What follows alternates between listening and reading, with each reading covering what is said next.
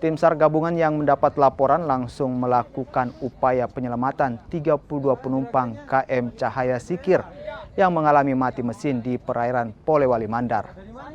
27 penumpang yang terdiri dari 6 anak kecil, 2 bayi, dan orang dewasa serta 5 ABK ini pulang dari ziarah makam di Pulau Salamah yang merupakan pulau terluar Polewali Mandar.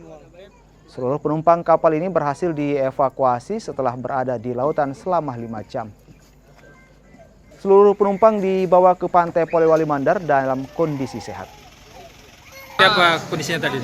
Ini tadi rencana dari pembusuan mau ke syarat kubur Tosalama dan penumpang ada anak kecil 6 orang, kemudian semua keluarga ABK ikut semua. Tiba-tiba pas jam 6.10 menit mesinnya mati. Itu di posisi mana mati? Ya, Sudah perjalanan pulang atau? sudah menuju pulang. Jadi ada berapa orang itu? Ada 31 orang. Itu berapa jam di dalam itu?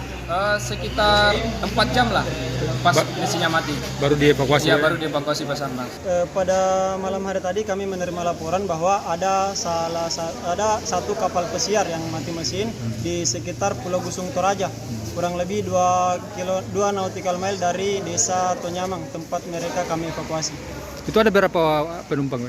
Kalau untuk penumpang sendiri ada 36 orang termasuk balita dan 1 orang anak bayi.